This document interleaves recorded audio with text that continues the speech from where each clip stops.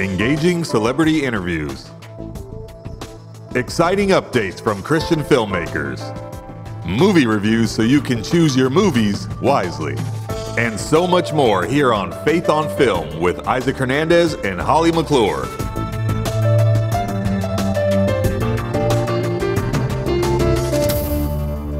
Hello, everybody, and welcome to this week's episode of Faith on Film. We've got a fun show. How you doing, Holly? A really fun show with great people to interview. It's so interesting today. Yes, the first one is going to be me interviewing a gentleman named James Barrington. Now, he is the star of a movie called The Firing Squad, which, by the way, also stars Kevin Sorbo and Cuba Gooding. The movie is based on the true story of 3 condemned inmates facing execution in an Indonesian prison and how they find unexpected solace as they embrace their faith and discover the power of hope and forgiveness, and how their joy in Christ results in a stunning conclusion. So you've really got to watch that movie to see what that stunning conclusion is. And then, of course, you had a chance to interview Chris Sanders, who is the director of a movie, an animated movie called The Wild Robot, and that's going to be a fun one as well. The fun one. He's a big time. He's done so many movies that you guys have seen. You're going to love it. But we got to watch the trailer first, right? Yep, let's watch the trailer to The Firing Squad. Do you ever wake up and realize your life has no purpose? Do I have a death wish? Morgan asked. Maybe I did. I thought this would be our final run ever. We had made millions and millions of dollars, but God had other plans. Peter Lowe, the one-time drug dealer turned pastor, along with 2 others, will be executed at 12 midnight local time.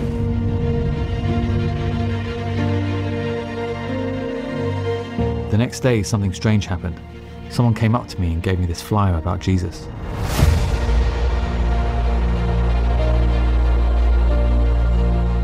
You can be in heaven, or you can be in hell. The choice is yours. We're gonna walk straight out of here, pretend to be the media. This pathetic maggot got caught, tried to escape my prison. Nobody escapes my prison.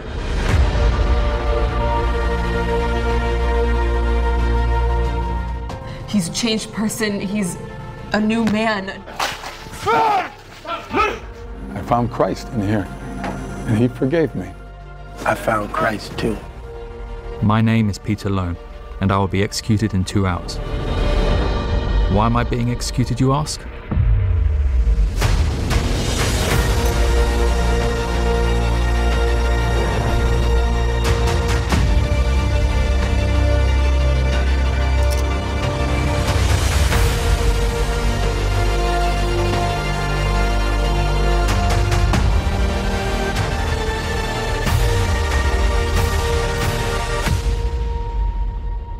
Jesus is for free, and salvation is a gift. Do you believe in Jesus? James, welcome to Faith on Film. Hello, thank you for having me. Oh, you bet. You know what? We just finished watching the trailer, of course, to the movie that we're going to be talking about today, The Firing Squad. Now, The Firing Squad is based on a true story of 3 Christian prisoners that literally were about to be executed, I guess, in an Indonesian prison. Can you give us a little bit more detail maybe about what the movie is all about? Sure. So it's about 3 men who, they all led different lives, but my character, Peter Lowe, was a drug runner, drug smuggler, from in between Australia, America, and Europe, going into Asia. Making millions and millions of dollars a month and living the fast life, sports cars, private jets, 5-star hotels, the best restaurants. And unfortunately, he gets caught. He gets caught with drugs whilst he was leaving an Indonesia airport.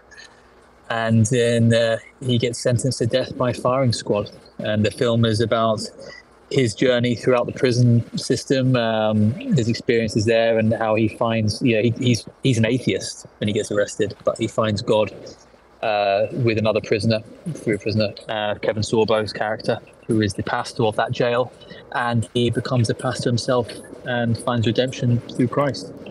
Oh, wow. Now, Why do you think it's important to tell this story through film? Well, I think media is the number one storyteller and teacher in many ways for all walks of life today. I think that's where everyone gets, not to say everyone, but most people get their information from today is the media, whether it's from your phone or the internet or TV or film. That's true. What a best way to show this story through the narrative of a motion picture. That's true. I've always said that filmmaking or films are probably one of the greatest tools that we have right now as Christians, because there's a lot of people that are not going to come to church. I mean, let's face it. We can invite them all we want, but they won't come. But you know what? You can invite them to go see a movie, and next thing you know is they're getting a great story of redemption of Christ through this movie. Now, are there any primary themes that kind of run throughout this movie? I would say that the main theme that runs through the film is that, this is a story about for my character, for one, who had millions, literally he was making millions and millions of dollars a month. It's a true story. And he was very, neglectful on accepting God into his life. He gets arrested, and at his worst, darkest times, that's when he accepts God, and so I think that's to tell you something, that no matter how much money he had and all the fruits of his labor that he received, that being sentenced to death, there's only one, you're only going to meet your maker, right? And we all have a death sentence. So him accepting God is a huge lesson, I think, for everybody to take. Yeah. Now, I'll tell you one thing. I think it would be so much better for people to accept Christ without having to first be sent to prison and possibly be put to death. But you know what? If that's where God has to reach you, then I guess that's where he has to reach you. Now, I grew up in the church, so I never had to go to prison or anything of that sort. Thankfully. Same. Thank the Lord. Now, I imagine there's been some screenings that have been done of the movie prior to it coming out. What was the reaction of some of the people that attended those screenings?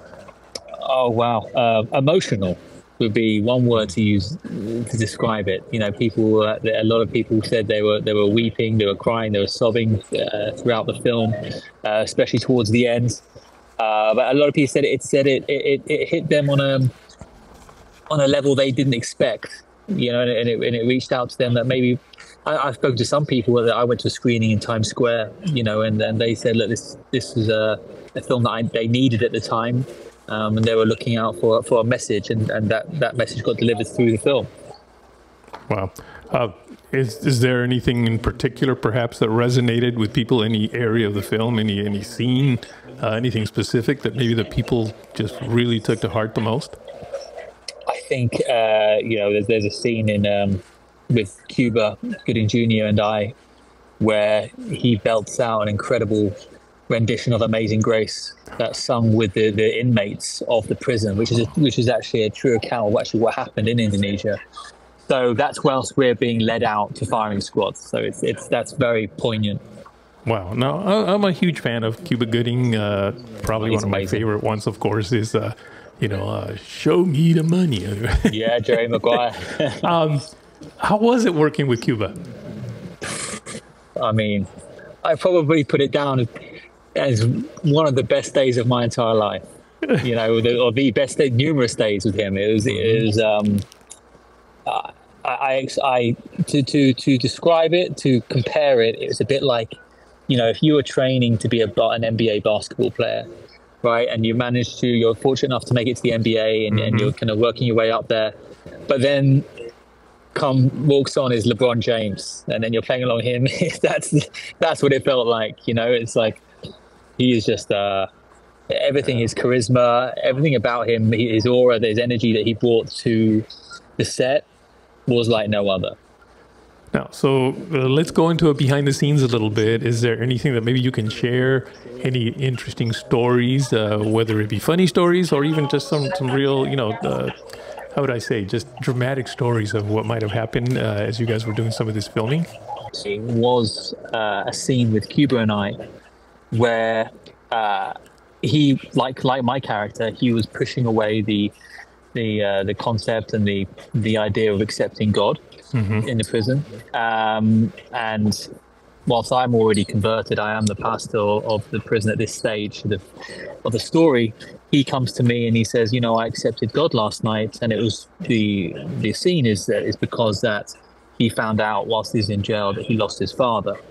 Now that touched me, because it turned out that he really did lose his father a few years ago, and that scene with him, it's raw, it's pure emotion. I saw it immediately when I'm looking at him and he's saying the lines and the script. It's like, wow, I felt it immediately. So that's actually a real pure emotion that he actually experienced on true life. Mm-hmm.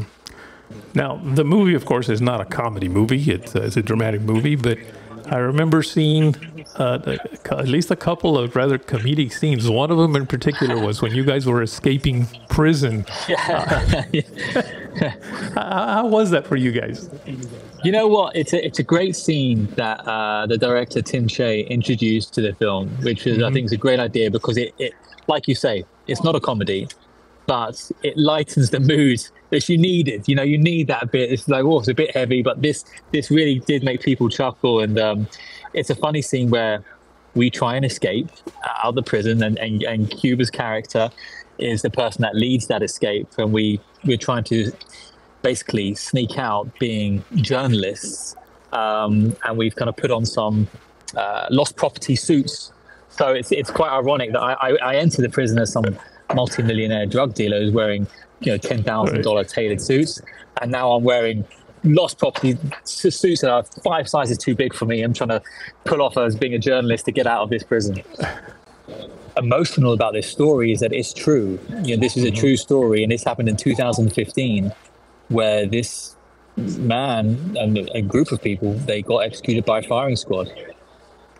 So it's not. I say it's not a spoiler alert, because the clues in the name of the film. But yeah, that actually, unfortunately, that did happen to him.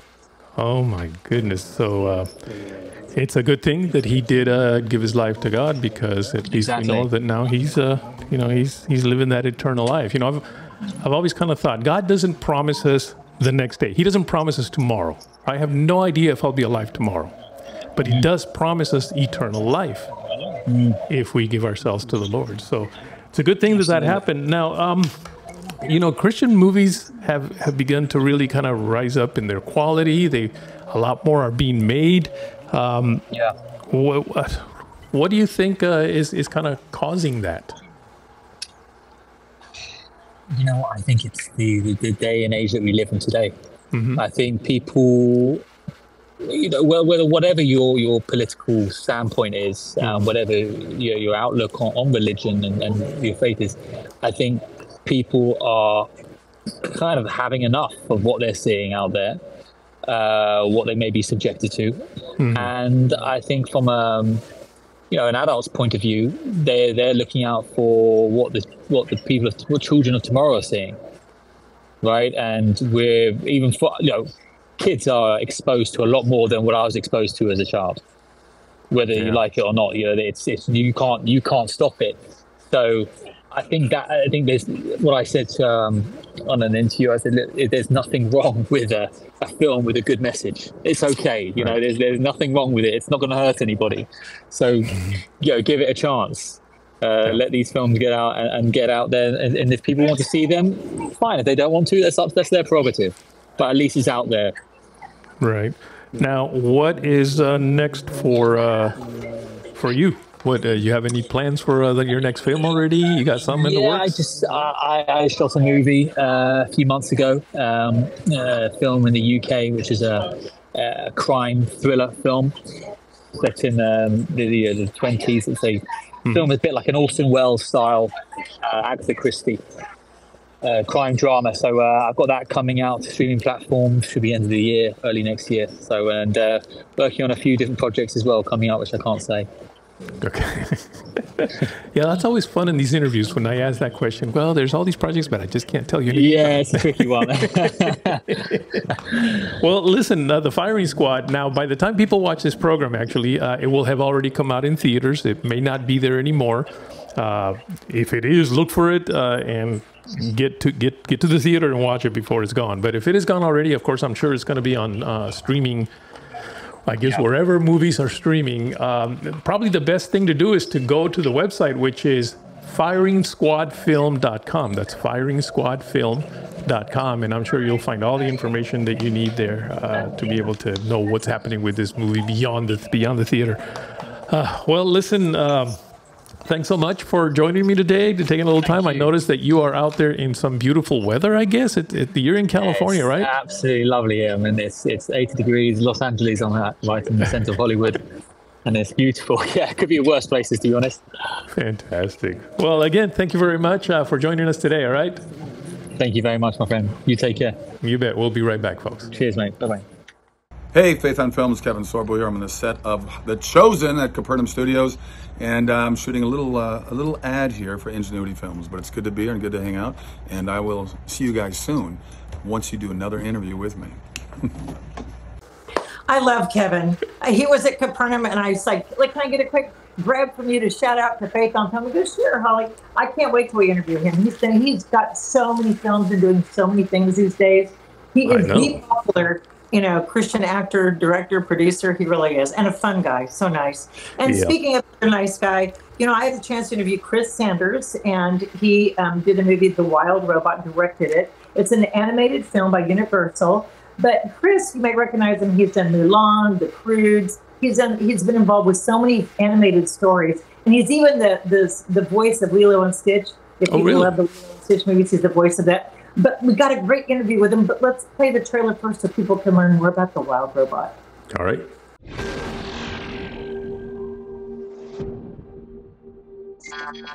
Incident report. At 0300 hours, a number of Universal Dynamics robots were lost in a typhoon.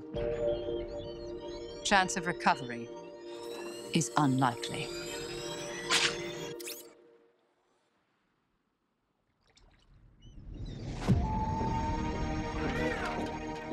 Do you need assistance?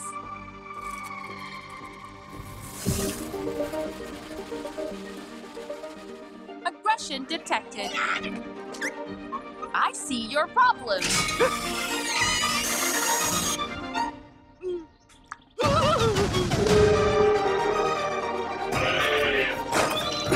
Processing language. You need to learn how things work on this island.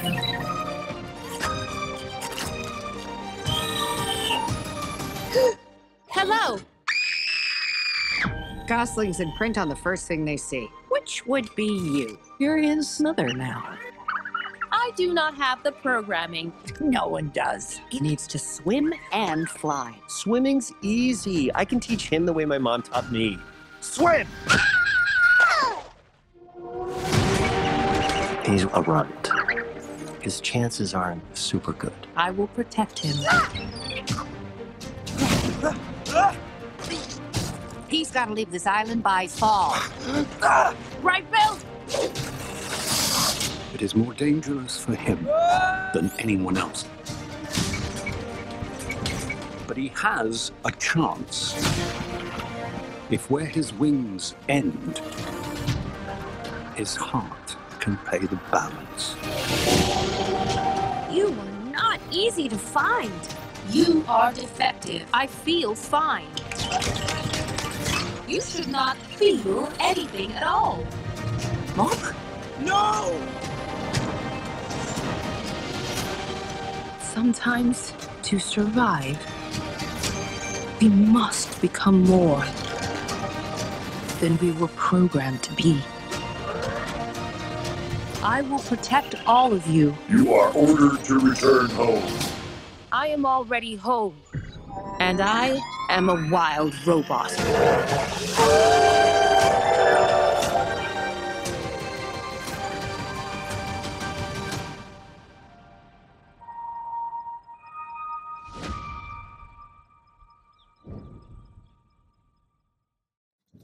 Good morning. Good morning, Chris.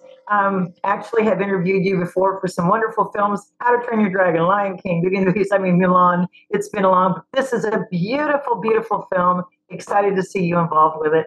And the book, kids have read the book, you know, The Wild Robot. How is your movie different, or is it much like the book? I think it's mostly like the book. I think in the adaptation from page to screen, you're always going to have to do something. A film is a very disciplined thing. You only have an hour and a half, and I wanted to make sure that the main messages and the main themes had room to really breathe, and I wanted everything to unspool at a pace that felt natural. So I trimmed some characters back. I did add a few things. I wanted at a certain place, I wanted a little bit more plot. But I think anybody who's read the book will absolutely recognize everything on screen. And the kids will enjoy it. It's beautifully done. You have got a stellar cast: Lupita, Pedro, Kit, Bill Nighy, I mean, Catherine O'Hara, Ving Rhames. I just kept going, wow, because you recognize the voices. How did you get this cast, especially choosing Lupita and Pedro? Well, first, full credit to our amazing casting director, Christy Soper. I'm not the best at this, but she is. It's what she does, and we got really, really lucky. I think that Peter Brown's book and his story absolutely hooked everybody. And so everybody that was our very first choice said yes. So we were very, very fortunate in that. This story is beautifully told, but it does have some really interesting, heavy themes that relate with today's culture. How long in the process were you getting this film done? And then what are your reaction to how much it really parallels what's going on today with, you know, people hating and assuming because you're a certain type or a certain way, and, you know, showing love and out of your programming? I mean, kids will like it for the kids' sake, but adults, I think, are really going to go, wow, this is right on with today's kind of culture. I agree. You know, as we were working on it, the relevance of the story really it struck us all as we were working on it. The amount of time was about perfect. You want about like 4 years or less. You don't want too much time. You don't want too little time. So this was really the ideal production in every way. Every way. You know, the several different themes. In fact, the fire scene, I won't be giving much away, but there was a fire scene. I kind of found it peaceful in a weird way. It was just beautifully done. I mean, the illustration on this, talk a little bit about what people will be surprised to see. I don't think it's your typical animated story. No, the technology at DreamWorks had come to a point where we could get away from that, like CG look. And to me, that was really, really critical, because as I read the book, I had a rather sophisticated, I think, imagery that was going through my head. So the technology has been pushed to the point where every single thing on screen is painted by a human hand. The plants and the animal surfaces are all hand painted. And the effect is like nothing I've ever seen before. It's not often that you could say this, and maybe I'll never be able to say it again, but nobody has ever seen anything like this before. I guarantee people who see this will be absolutely stunned by how it looks. I was, and I agree with you. I've seen a lot of films over the years. This is one of those that stands out. And last, I just have to ask you, you know, as a writer, director, someone who's birthed the baby, now that you have it all together, is there a favorite scene or one that you particularly are very proud of that's came out like, wow, I love how this came out even more than what you expected? You know, it's going to sound like I'm making this up. Every single scene in this thing is my favorite. However, there's a sequence where this whole island is going to sleep for the winter, and Chris Bauer's music and the color of that sequence, it's not very long. It's only about maybe 10 shots, but it always gives me chills. It's one of the most gorgeous things I have flat out ever seen on screen. It is, and thank you for mentioning the music, because the music is phenomenal. Oh, I loved it. Chris, so much more that we could say, but my time is up. But thank you so much for sharing about The Wild Robot, and we look forward to encouraging everyone to go see it. Oh, thank you so much.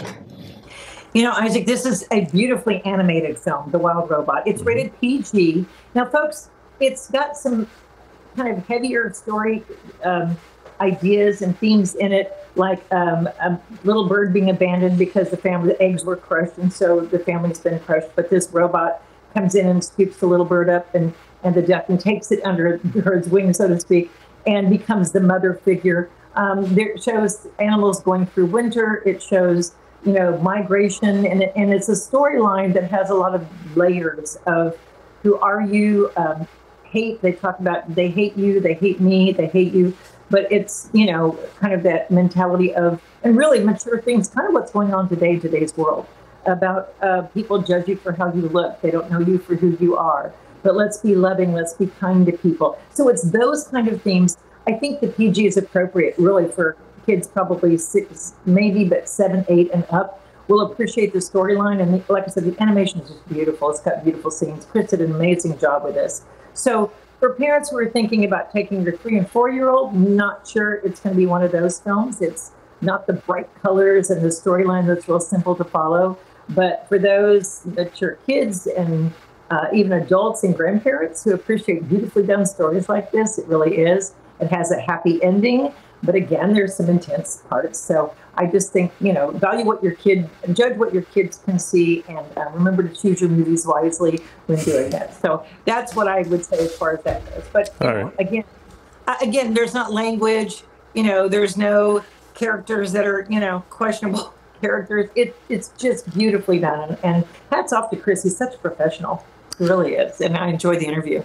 And that's very much appreciated, because nowadays you do have sometimes even animated movies that are supposed to be for kids that just, I mean, you know, it would make even me uncomfortable. You know, bad language and sexual situations, and it just is very difficult. So it's great to see a movie, questionable characters. We won't get into what we mean by that, but it's good to see a movie that everybody can see that way. Love this movie and can support it. And so anyway, again, that's The Wild Robot. It'll be coming out in theaters and I'm sure streaming. So again, this is something that grandparents can, I think a grandparent will really love taking their kids to. So I want to support it. And you know, Isaac, another thing I'd like to mention that I know you're very modest about is that we are in the presence, folks, of a magazine superstar. He was featured in Vogue, Christianity Vogue. And for those of you who have not seen the cover, he looks like a real director-producer with his hat. And go check it out. Very proud of what Isaac has done and his career that they highlighted for years and years and years in the industry. So anyway. Hats off. Where can people go see that, Isaac? Good question. You totally caught me by surprise on that one. But I think if they it's Vogue, look up Vogue. Yeah, look up Christian Vogue, I think, or just Vogue magazine or something like that. And it's on Facebook. Christian Vogue is on Facebook, and so they can go check out on Facebook, right?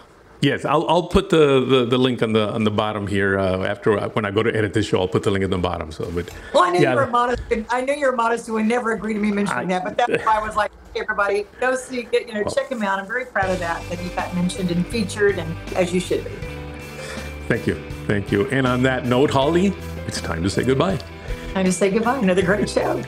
Bye, folks. God bless. Write to us at faithonfilmtv@gmail.com. That's faithonfilmtv@gmail.com. Follow us on Facebook, Instagram, and Twitter at Faith on Film TV. Also, go to our YouTube channel, Faith on Film TV, and hit the subscribe button and the bell for notifications on our latest Faith on Film shows.